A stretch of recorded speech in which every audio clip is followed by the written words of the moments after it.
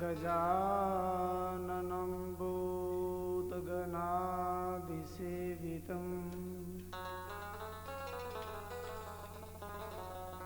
कपित्थजम्बूफलचारुभक्षणम् उमासुतं शोकविनाशकारकम्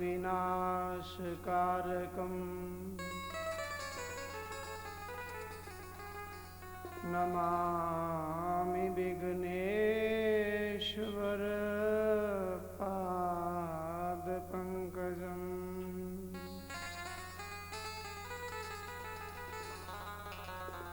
श्रीकृष्णाय वासुदेवाय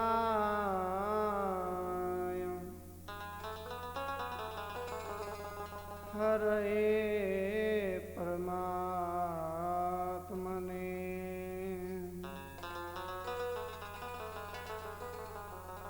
प्रणतक्लेशनाशाय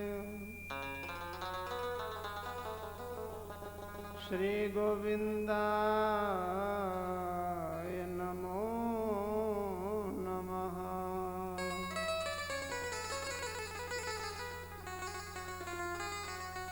ध्यानमूलं गुरोर्मूर्ति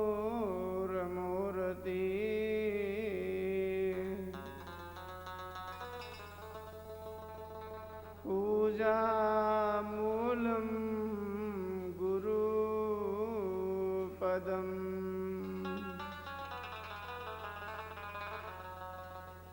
मंत्रमूलं गुरोर्वाक्यम्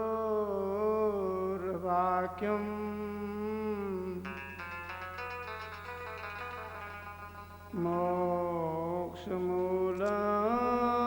गुरुकृपा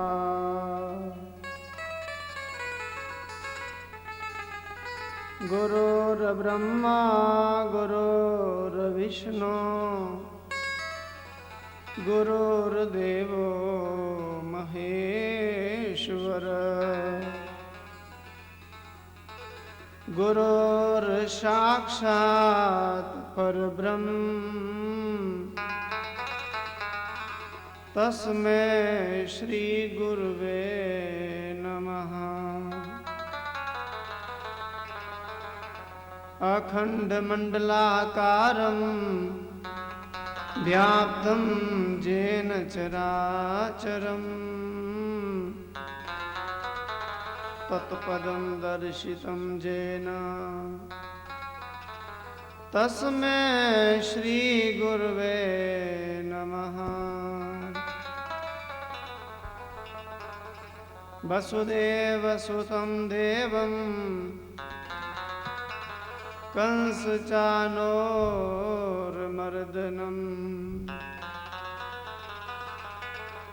देवकी परमानन्दम् कृष्णं वन्दे जगद्गुरु।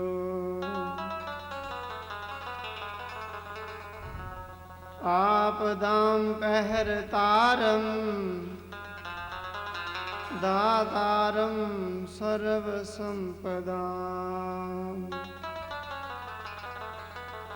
लोकाविरामं श्रीरामं भूयो भूयो नमाम्यहम्। रामाय रामभद्राय रामचन्द्राय मानसे रघुनाथाय नाथाय सीताया पतये नमः।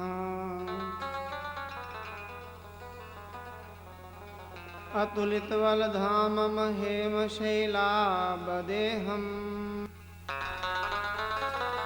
धनुजवनकृशानं ज्ञानिनामग्रगण्यम् सकलगुणनिधानं वानराणामधीशम्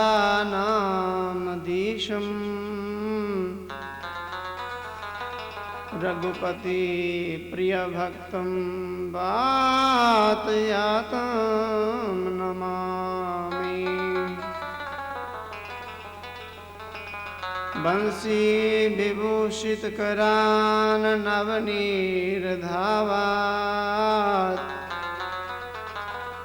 पीतांबरा दरुण बिंबफलाद्रोष्ठात्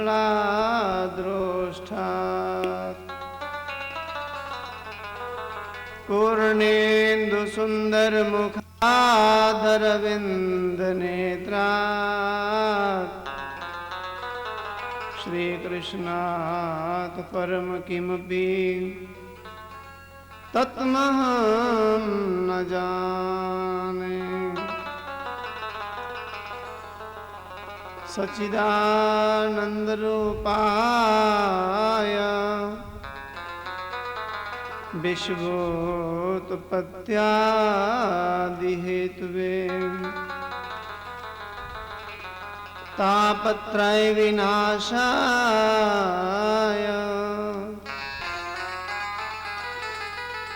श्री कृष्णाय भयं नमः।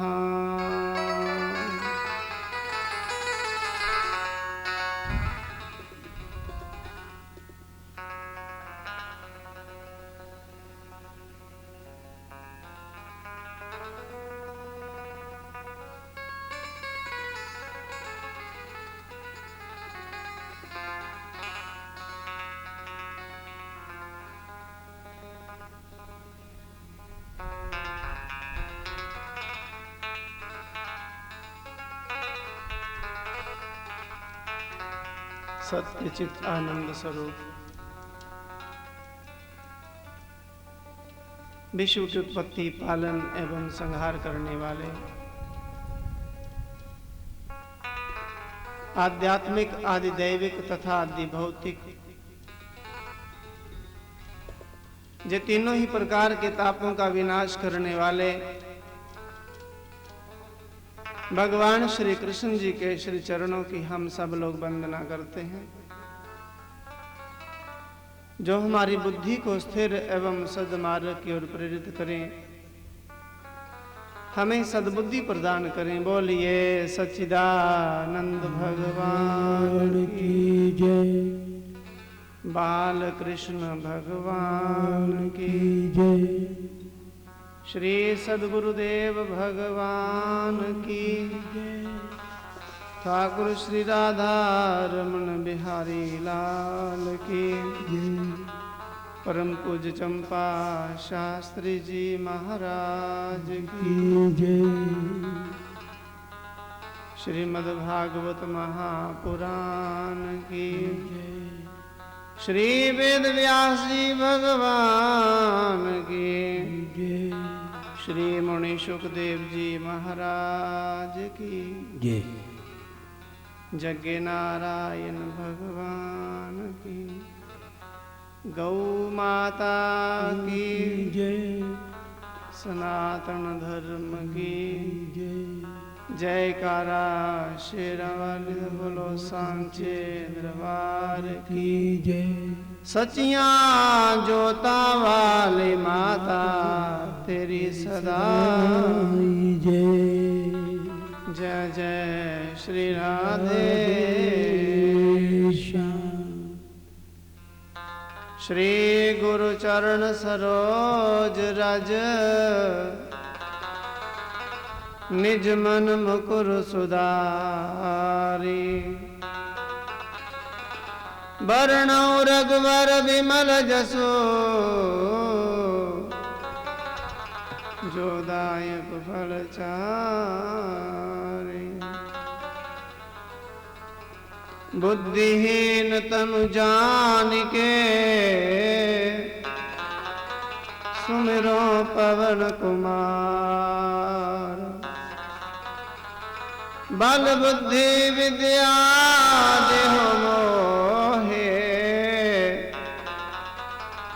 हरहु कलेश विकार। सियावर रामचंद्र की जय, श्री पवन सुत हनुमान की आई हुई सारी संगत की।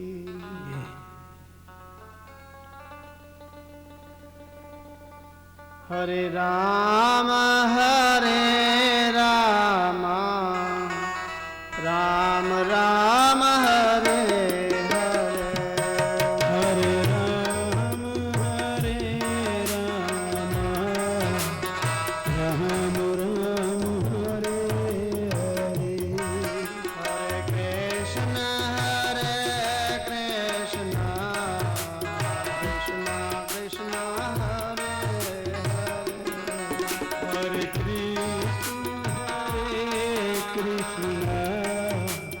कृष्ण कृष्ण हरे हरे। हरे राम राम राम हरे हरे, हरे राम राम हरे हरे। हरे कृष्ण कृष्ण कृष्ण हरे हरे, हरे कृष्ण कृष्ण कृष्ण हरे हरे। हरे राम राम राम हरे हरे, हरे राम राम राम हरे हरे। हरे कृष्ण कृष्ण कृष्ण हरे हरे, हरे कृष्ण कृष्ण कृष्ण हरे हरे।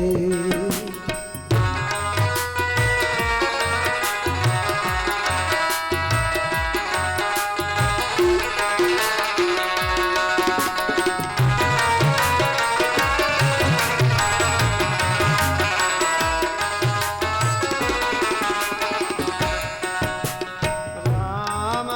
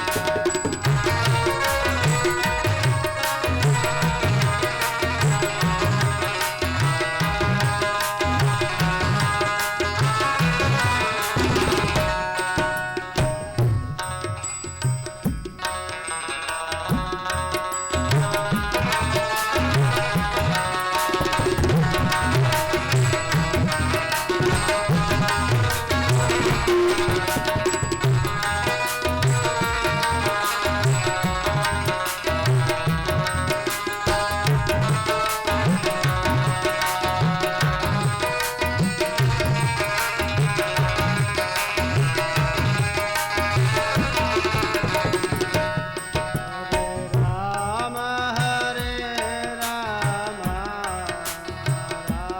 राम हरे हरे, हरे राम राम हरे हरे। हरे कृष्ण कृष्ण कृष्ण हरे हरे, हरे कृष्ण कृष्ण कृष्ण हरे हरे।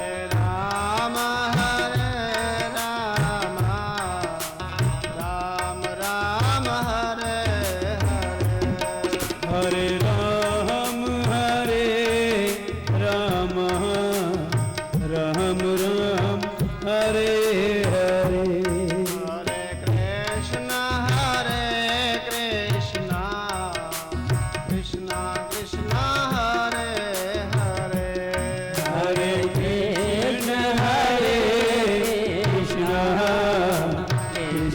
कृष्ण हरे हरे।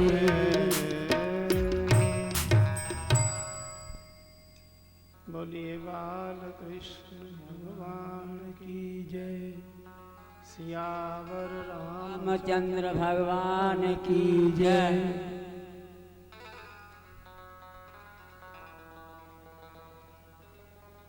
अखंड ब्रह्मांड नायक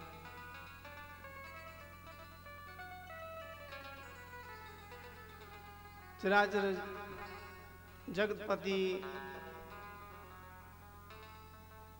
कण कण में बसने वाले भगवान वासुदेव, नंद नंदन यशोदा नंदन भगवान ठाकुर श्री राधा रमन बिहारी लाल जी के श्री चरणों में कोटिन बार दंडवत प्रणाम करते हुए परम पूजनीय श्री सद्गुरुदेव भगवान जी के चरणों में कोटिन बार दंडवत प्रणाम करते हुए इस कार्यक्रम के परमाध्यक्ष पूज्य महाराज श्री जी के चरण कमरों में प्रणाम करते हुए कथा में उपस्थित श्रोता वृंद, स्नेह में मेरी माताओं, मेरा सबको व्यास मंच से प्रणाम। हमारा बड़ा ही सौभाग्य है, आनंद का विषय है जो हमें कथा सुनने को मिल रही है और साथ में यज्ञ।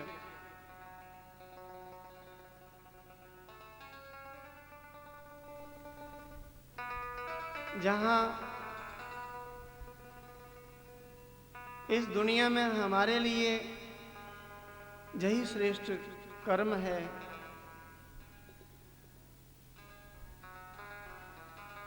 जो हम इस कर्म को करने से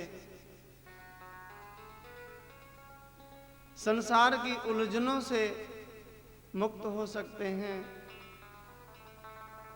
भव सागर से पार उतर सकते हैं। भगवान की भक्ति के बिना, भगवान के भजन के बिना इस संसार के बंधनों से मुक्त होना कठिन है। संसार में कई प्रकार की उलझने, कई प्रकार के संकट हैं, दुख हैं, नाना प्रकार के, किंतु कथा ही एक ऐसी है जिससे हमारे जीवन की सारी व्यथा समाप्त हो सकती है।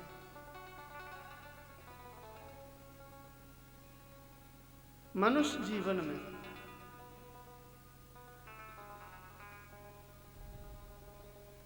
मनुष्य का जीवन मिला है केवल भगवान का भजन करने के लिए साधन मिला है।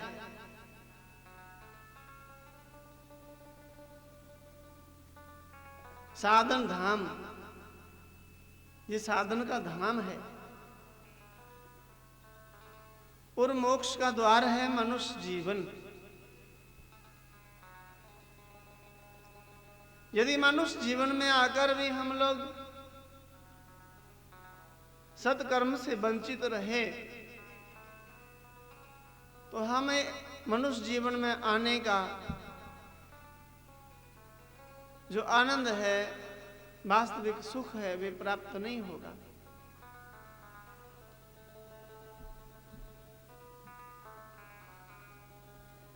खाली हम जीवन निर्वाह के लिए, पेट की पूर्ति के लिए, शरीर के निर्वाह के लिए ही मानव जीवन में नहीं आए हैं। हमें मानव जीवन मिला है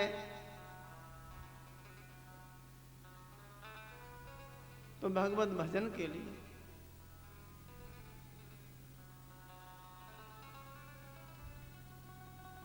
बड़े भाग मानुष तन पावा, सुर दुर्लभ सब ग्रंथ ही गावा।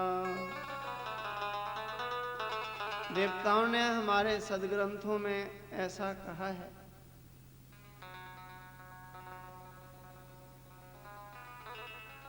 साधन दाम मोक्ष कर द्वारा, पाई न जही परलोक संभारा। इसको पाकर भी यदि परलोक न बना सके तो मानव जीवन में आने का कोई प्रयोजन नहीं।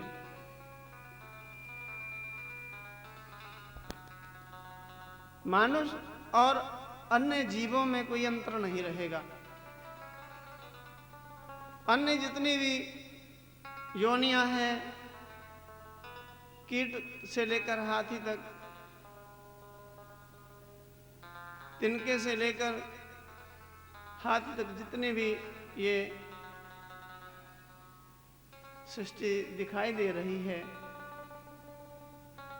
पूरी दुनिया में केवल मनुष्य जीवन, पूरे संसार में, पूरी योनियों में केवल मनुष्य जीवन ही एक साधन है। ऋषियों ने खोज की कि वास्तविक सुख कहाँ है, तो उन्होंने पाया भगवान के भजन में, परोपकार में, सेवा में।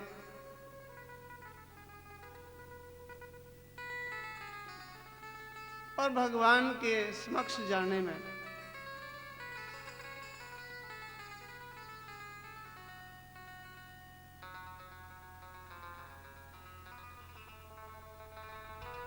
भागवत में कहा है,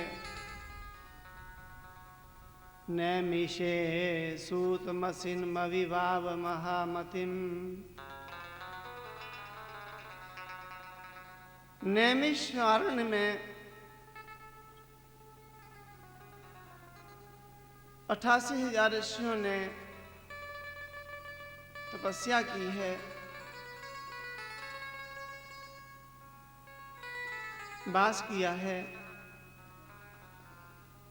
और भजन किया है और भगवान की कथाओं का आनंद लिया है। कोई भी कथा प्रारंभ होती है तो नैमिषारण्य का नाम जरूर आता है। शौनक आदि 88,000 ऋषियों ने महामति सूत जी से पूछा, कथा सत्यनारायण की हो, कथा भागवत की हो या अन्य कोई कथा हो,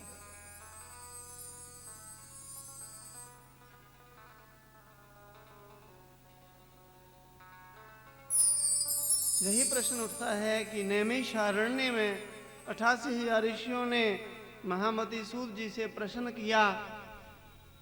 भागवत में भी ऐसा ही कहा। सूत जी से 88,000 ऋषियों ने कहा, हे महामते,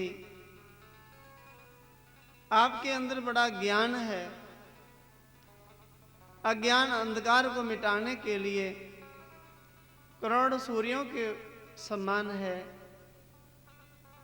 कृपया हमें कोई ऐसा साधन बताएं जिससे हमारे मन में भगवान के चरणों के प्रति भक्ति हो जाए, भगवान के चरणों में प्रेम हो जाए, अनुराग हो जाए। ऐसा कोई साधन बताओ। और कलयुग के लोग भी उस साधन को आसानी से कर सकें, उनको कठिनाई ना हो।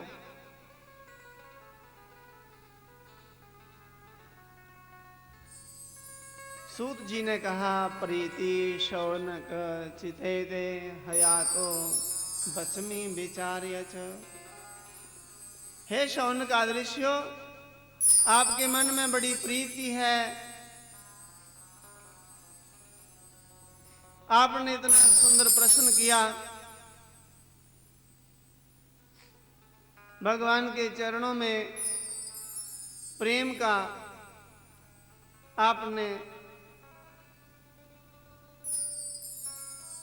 साधन पूछा है। आओ मैं आपको एक साधन बताता हूं। आपके मन में तो भगवान के प्रति बड़ा प्रेम है, अनुराग है, भक्ति है। भगवान के चरणों में ही आपका मन सदैव लगा रहता है। फिर भी आपका ये प्रश्न जो है ये लोक कल्याण के लिए है। संत की कोई भी क्रिया होती है तो संसार के कल्याण के लिए। संत कोई भी क्रिया करता है ना, संत की क्रिया अपने लिए नहीं होती, अपने परिवार के लिए ही नहीं होती, अपने गांव के लिए ही नहीं होती। संत की कोई भी क्रिया होती है तो पूरे देश समाज के लिए होती है।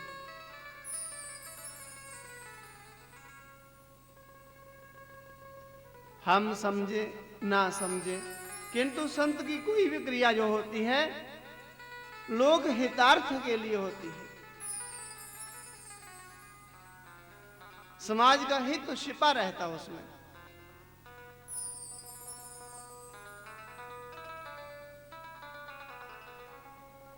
किंतु कई बार लोग जो हैं संत का विरोध करना शुरू कर देते हैं।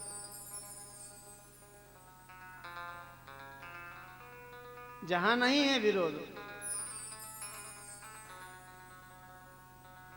प्रीति शौनक चितेते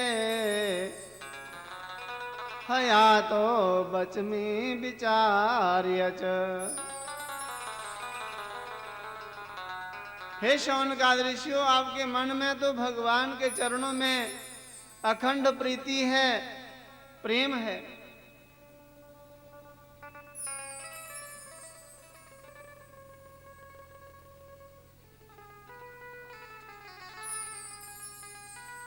मैं आपको साधन बताता हूं। उस साधन का नाम है श्रीमद् भागवत महापुराण। श्रीमद् भागवत महापुराण की कथा बड़े बड़े वैरागियों का मन भी आकर्षित कर लेती है, अपनी ओर खींच लेती है। वैरागियों में श्रेष्ठ हुए मुनि सुखदेव जी, विरक्त शिरोमणि हुए। जन्म लेते ही वैराग्य, उठकर चल दिए वन में। पिताजी ने पुकारा, पुत्र पुत्र, रुके नहीं। पिताजी समझ गए ये पूर्ण वैरागी है। जिसको वैराग्य हो जाए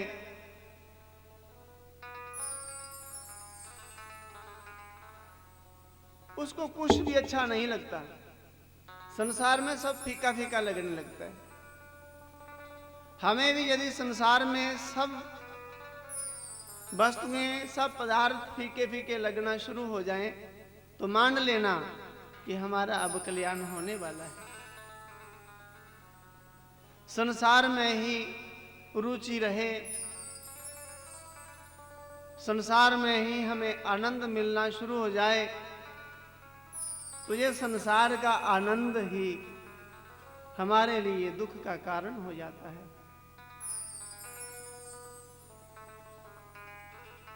परम श्रद्धेय स्वामी राम सुखदास जी, जो स्वर्ग आश्रम ऋषिकेश में विराजमान रहे, उन्हीं के सत्संग में ये कहा गया स्वामी जी के द्वारा कि जो हम संसार का आनंद जो अनुभव कर रहे हैं, संसार में किसी भी वस्तु का हम आनंद अनुभव कर रहे हैं, सुख अनुभव कर रहे हैं, हमें सुख महसूस हो रहा है तो यही संसार का सुख हमारे लिए दुख का कारण बनेगा।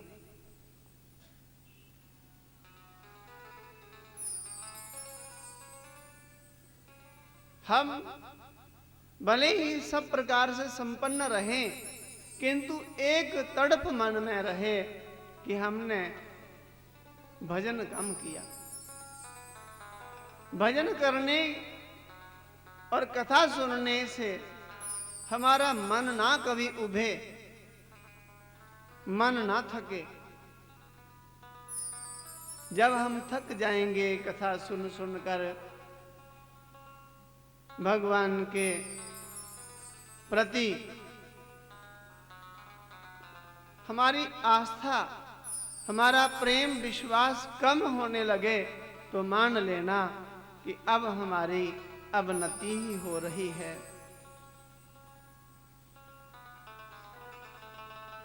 हम संसार में हर प्रकार से संपन्न रहें भले ही, किंतु जो नियम निर्धारित किए हैं उन नियमों से हम कभी विमुख ना हो। भगवत भजन, भगवत सेवा, गौ सेवा, संत सेवा, जब पर हित के लिए हम पीछे कभी ना रहे, आगे आए।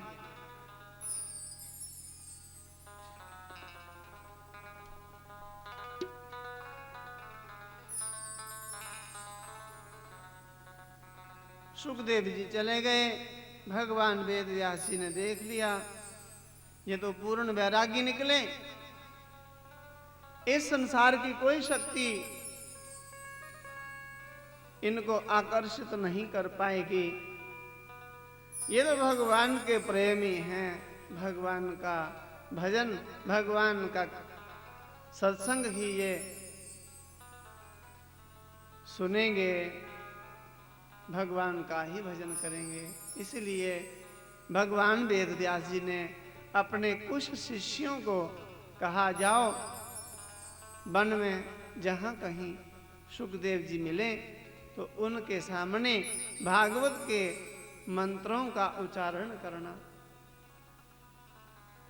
जैसे ही भागवत के मंत्रों का उच्चारण किया ऋषियों ने, सुखदेव जी कहने लगे, अरे ऋषि कुमारों, ऐसे श्लोक सदैव निरंतर कहते रहिए, इनको बंद ना करना। ऋषि कुमारों ने कहा, सुखदेव जी, यदि आप श्लोक सुनना चाहते हैं, आप कथा सुनना चाहते हैं, तो अपने पूज्य पिता भगवान वेद व्यास जी के पास चलिए, वहां जाकर कथा का रसपान कीजिए। सुखदेव जी तुरंत अपने पूज्य पिताजी के पास आए हैं और भगवान वेद व्यास जी से 18,000 दिव्य श्लोक की कथा, भागवत की कथा मुनि सुखदेव जी ने श्रवण की है। एक ही बार सुनने से कंठस्थ हो गई, याद हो गई। आगे चलकर मुनि सुखदेव जी ने यही कथा राजा परीक्षित जी को सुनाई। सप्ताह विधि से, 7 दिन की विधि से सुखदेव जी ने ये कथा सुनी, पिताजी से और राजा परीक्षित जी को सुनाई है, जिससे राजा परीक्षित का उद्धार हुआ है, मोक्ष हुआ है।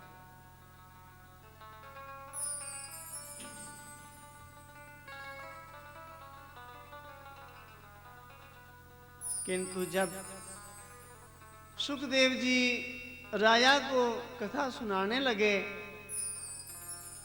तो देवता लोग वहां उपस्थित हुए आए हैं। स्वर्ग से स्वर्ण कलश अमृत से भरा हुआ है लेकर आए हैं और सुखदेव जी के आगे रख दिया। प्रार्थना की, सुखदेव जी ये अमृत हमसे ले लो और इस सुधा अमृत के बदले हमें कथा अमृत सुना दीजिए। सुखदेव जी ने राजा की तरफ देखकर देवताओं से कहा, देवताओं, ये कथा सुनने के लिए, भागवत की कथा सुनने के लिए अमृत की जरूरत नहीं है, अमृत देने की जरूरत नहीं है, अमृत के बदले ये कथा नहीं मिलेगी। इस कथा को सुनने के लिए मात्र प्रेम चाहिए, श्रद्धा चाहिए। किसी की तुलना करें, अमृत की तुलना से भी ये कथा नहीं तोली जाएगी। देवता लोग निराश हुए हैं और लज्जित होकर वापस आए हैं। क्व कथा क्व स्वदालोके क्व कांच क्व मणिर्महान ब्रह्मरातो विचार एवं तदा देवांच हासः। कहाँ कथा और कहाँ ये सुधा, कथा अमृत कहाँ है और कहाँ ये अमृत, कहाँ एक बहुमूल्य मणि और कहाँ कांच का टुकड़ा। कोई कांच के टुकड़े के बदले में बहुमूल्य मणि नहीं देता, वैसे ही अमृत के बदले कथा अमृत नहीं मिलेगी। संसार की कोई भी वस्तु देकर हम भगवान की कथा को प्राप्त नहीं कर पाते, नहीं कर पाएंगे। इस कथा को पाने के लिए केवल प्रेम, अनुराग, श्रद्धा चाहिए, क्योंकि श्रद्धावान लभते ज्ञानम, श्रद्धावान पुरुष ही ज्ञान प्राप्त कर सकता है।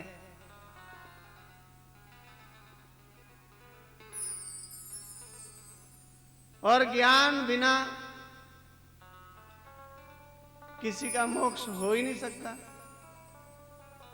मुक्ति नहीं हो सकती। ऋते ज्ञानन मुक्ति, ज्ञान के बिना मुक्ति नहीं है।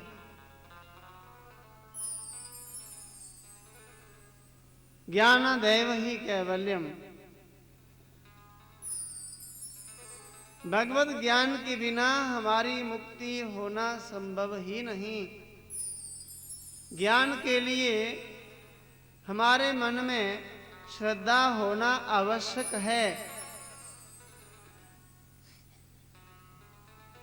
और श्रद्धा को प्राप्त करने के लिए ही ये कथा का महात्म लिखा है। कथा का महात्म सुनाने की ये प्राचीन परंपरा है। भगवंतं नमस्कृत्य श्री कृष्णं परमेश्वरं भागवत सुबोधाय ग्रंथम सुबोधकम। प्रत्येक कथावाचक कथा बाद में सुनाएगा, कथा का महात्म पहले सुनाएगा, क्योंकि सुनने वाले के मन में श्रद्धा उत्पन्न हो। श्रद्धाहीन पुरुष ज्ञान नहीं प्राप्त कर सकता, और ज्ञानहीन मुक्ति का अधिकारी नहीं है।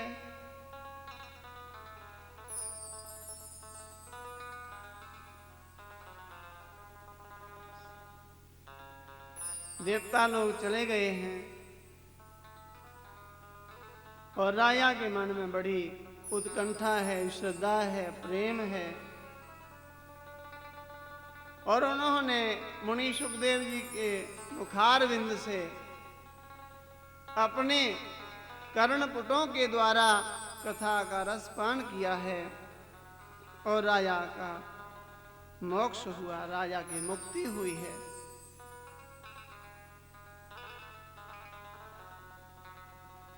भगवान के धाम गए राजा परीक्षित।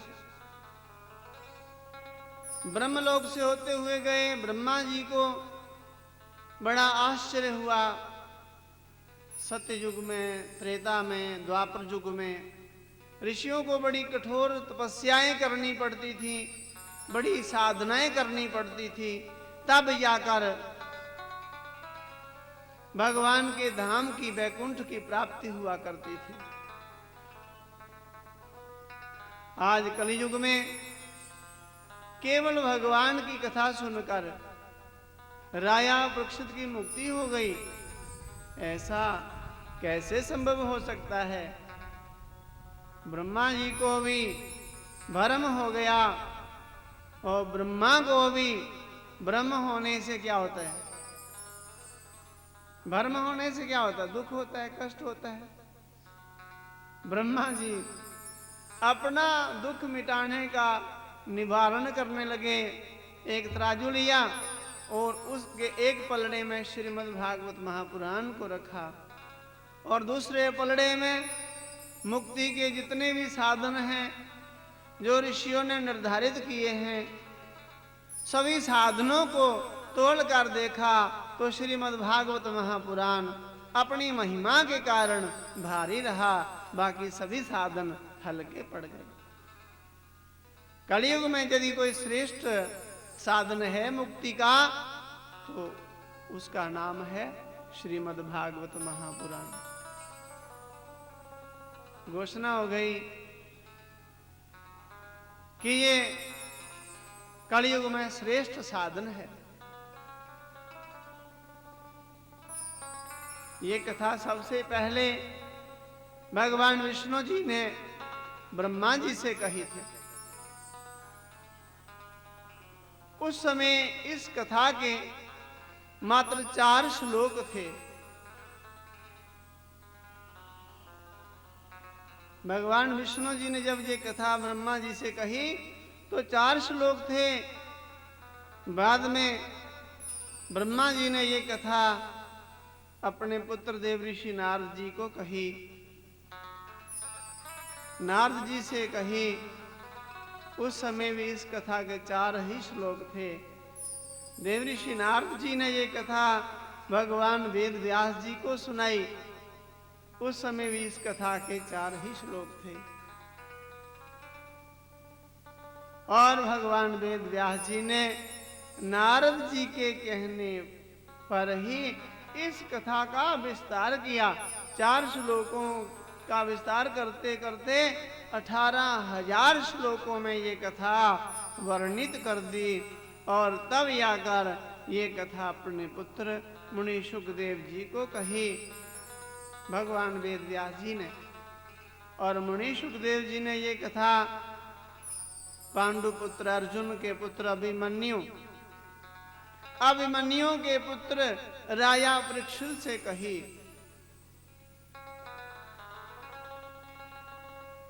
ये कथा देवऋषि नारद जी ने अपने पूज्य पिता ब्रह्मा जी के द्वारा तो सुनी थी, किंतु 4 श्लोकों के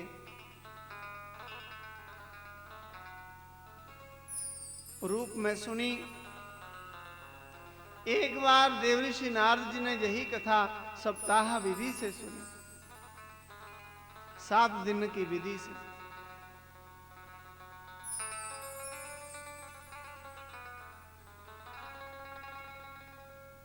अठासी 88,000 ऋषियों ने सूत जी से प्रार्थना की है, सूत जी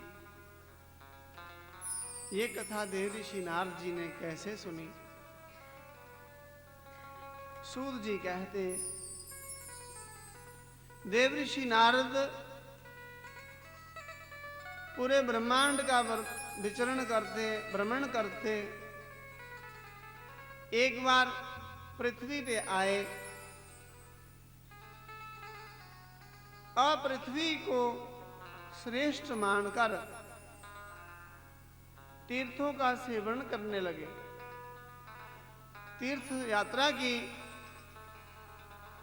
और तीर्थों पे उनको कोई आनंद का अनुभव नहीं हुआ। मंदिरों में गए, कोई आनंद का अनुभव नहीं हुआ।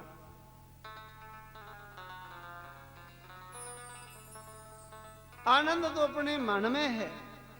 यदि भजन हो जाए तो मन में ही आनंद मिलता है।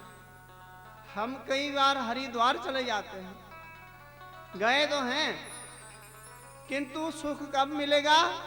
जब हरिद्वार से वापस हम घर पहुंचेंगे, अपने परिवार के बीच बैठेंगे, तो फिर आराम से अमरनाथ चले गए, बड़ा मन में भाव है यात्रा का।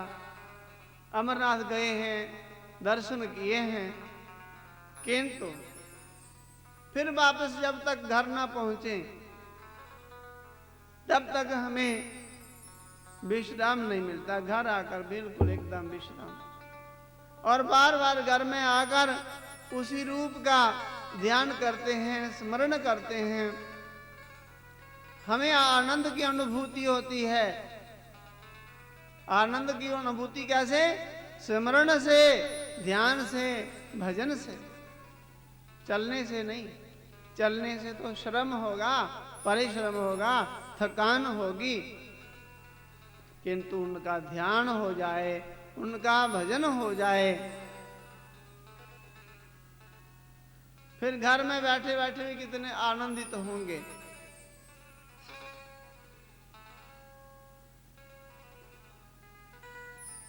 गंगा जी में गए, स्नान किया,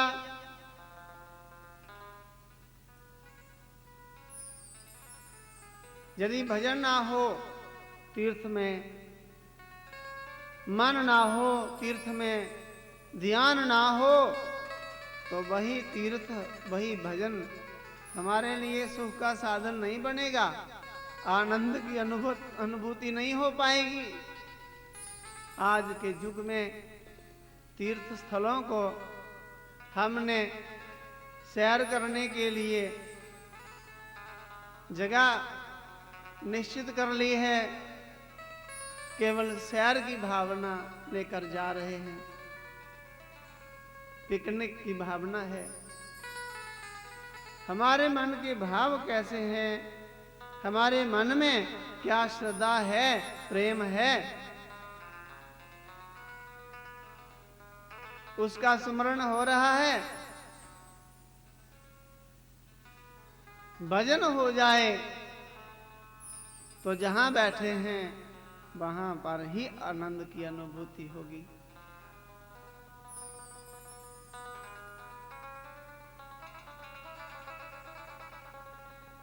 भगवान के भजन में हमें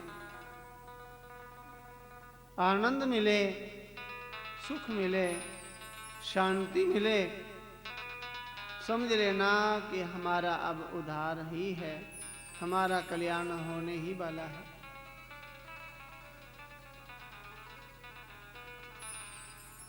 देवऋषि नारद जी तीर्थों पे गए, मंदिरों में गए, लोगों के घरों में गए, बाजारों में गए,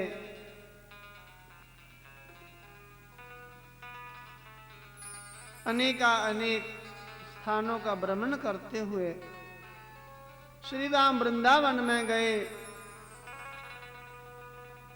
हर जगह कोई ना कोई परेशानी देखी, और वृंदावन में आकर भी उन्होंने एक बड़ा विचित्र दृश्य देखा। एक नवयुवती जमुना के किनारे बैठी है और बड़ी परेशान, दुखियारी। उसके पास दो बूढ़े व्यक्ति सोए हुए हैं और चारों ओर बहुत सारी उनकी सेविकाएं बैठी हुई हैं, सेवा कर रही हैं। जैसे ही देवऋषि नारद वहां पहुंचे तो वे नवयुवती उठकर खड़ी हो गई।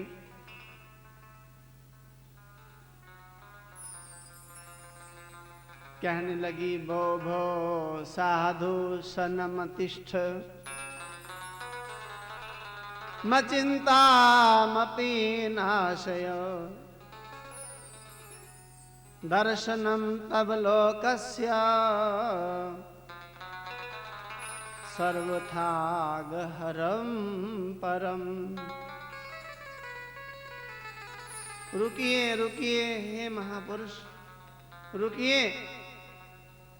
पता नहीं कितने जन्मों का पुण्य आज उदय हुआ है जो मुझे आपके दर्शन हुए।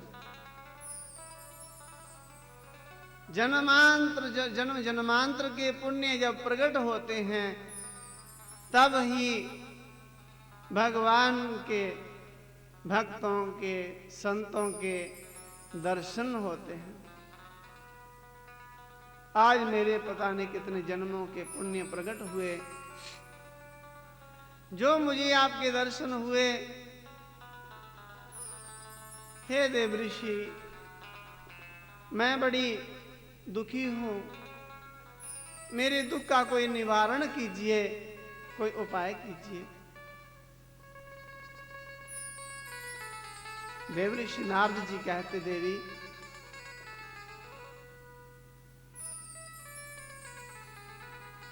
मेरा आपसे तो कभी, मैं आपको तो जानता नहीं हूं, आपका परिचय क्या है?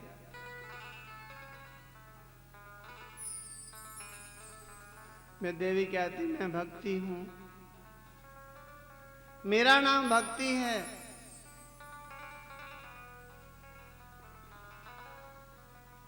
ये दोनों बूढ़े जो सोए हुए हैं ये दोनों मेरे ही पुत्र हैं। एक का नाम ज्ञान, दूसरे का नाम वैराग्य। कलयुग का ऐसा प्रभाव है, पुत्र बूढ़े हो गए और मैं माता हूं इनकी, मैं युवती हूं। जरठा माता तरुणो तन्याविति। माता बूढ़ी और पुत्र जवान हो अच्छे लगते हैं, किंतु उल्टा हो रहा है। पुत्र बूढ़े हैं, मां जुबान है। इसी के कारण मैं परेशान हूं। ये जो सेवा कर रही हैं सेविकाएं, ये सभी गंगा आदि नदियां हैं, गंगा, जमुना, सरस्वती। इन देवियों ने मुझे बड़ी सांत्वना दी है, किंतु मेरे मन का दुख अभी मिटा नहीं। देव ऋषि नारद जी नाना प्रकार की विधि से, अनेक प्रकार की विधियों के द्वारा समाधान करते हैं, उपाय करते हैं, किंतु भक्ति रानी को सुख का अनुभव नहीं हुआ, सुखी नहीं हुई। देव ऋषि नारद भी एकदम चिंतित हो गए, दुखी हो गए। आकाशवाणी हुई है, सुर ऋषियो त्वम धन्यो असि मद्भागेन समागता। साधुनाम दर्शनम लोके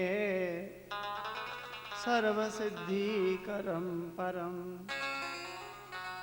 साधु पुरुषों का दर्शन करने से हर प्रकार की सिद्धि प्राप्त होती है, हर प्रकार का कार्य सिद्ध हो जाता है, सफल हो जाता है। आप ऐसा कीजिए, आप महापुरुषों का दर्शन कीजिए, महापुरुषों की संगति कीजिए, मिलो उनसे। देव ऋषि नारद जी ने भक्ति रानी से कहा, देवी धैर्य धारण करना, धैर्य धारण कर लो, मैं कोई युक्ति उपाय ढूंढ निकालूंगा। देव ऋषि नारद जी वहां से चल दिए और संतों के पास जा जाकर यही कहते हैं कि ज्ञान वैराग भक्ति कैसे पुष्ट हो, कैसे सुखी हो, कोई उपाय, कोई युक्ति बताइए। कोई कोई संत सुनकर मौन हो जाता है, कोई मन में ही सोचने लगता कि देवऋषि नारद जी असफल हो रहे हैं। ऐसा कैसे?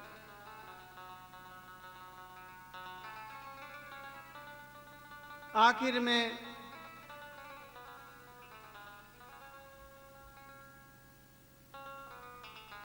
चलते चलते विशालापुरी गए हैं देवऋषि नारद।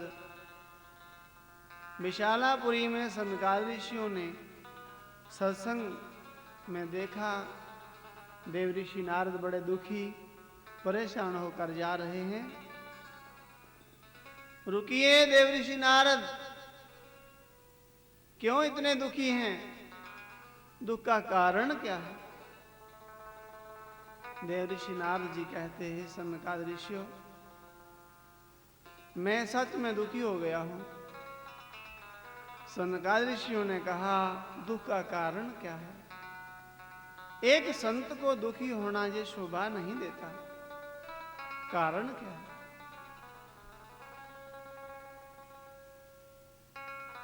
देवऋषि नारद जी ने अपने सारी कथा सुनाई। अहम तु ज्ञात्वा सर्वोत्तमामिति पुष्करम च प्रयागम काशीम गोदावरीम तथा। मैं पूरे ब्रह्मांड का विचरण करते करते भूलोक पर गया। मैंने काशी, कांची, पुष्कर, प्रयाग, तीर्थ गुरु पुष्कर, तीर्थराय प्रयाग, मोक्षदायिनी नगरी काशी, बड़े तीर्थों का सेवन किया, किंतु मुझे आनंद की अनुभूति नहीं हुई। मुझे आनंद नहीं मिला। चलते चलते श्रीधाम वृंदावन में जाकर मैंने भक्ति रानी को भी दुखी देखा। उपाय तो बड़े किए, किंतु भक्ति रानी दुखी ही है। उसके दुख की वजह से मैं दुखी हुआ। मैं तब तक सुखी नहीं हो पाऊंगा जब तक भक्ति रानी सुखी ना हो जाए। संत का क्या क्या क्या भाव है। संत दूसरों के दुख के लिए तड़पता है। जिसके मन में दूसरों को सुख देने का भाव है, उसी को संत कहते हैं। ये फलाना आदमी बड़ा दुखी है, किस कारण दुखी है? अरे अरे अरे इस कारण दुखी है। ये कैसे सुखी हो, उसी के लिए प्रयत्न करें। जो प्रयत्न करे उसी को संत कहते हैं। भले ही उसका लिबास संत वाला ना हो, किंतु भावना उसकी है, संत भाव का नाम होता है। निज परिताप द्रवई नवनीता, पर दुख द्रवई संत सुपुनीता। अपने आप को गर्मी लगने से तो माखन भी पिघल जाता है। सबसे कोमल माखन होता है, सबसे कोमल माखन होता है, किंतु ताप लगने से, थोड़ी सी गर्मी लगने से वे तो पिघल जाएगा। किंतु संत भी बड़ा कोमल होता है। संत माखन से भी अधिक कोमल होता है। किंतु अपने आप को गर्मी लगने से, अपने आप को दुख होने से दुखी नहीं होगा, दूसरों को दुखी देखकर दुखी हो जाएगा। ऐसा निज परिताप द्रवई नवनीता। द्रवई होता है पिघलना, निज होता है अपना। निज द्रव निज परिताप द्रवई नवनीता, पर दुख द्रवई संत सुपुनीता। दूसरों के दुख के लिए जो पिघलते हैं, पिघल जाएं,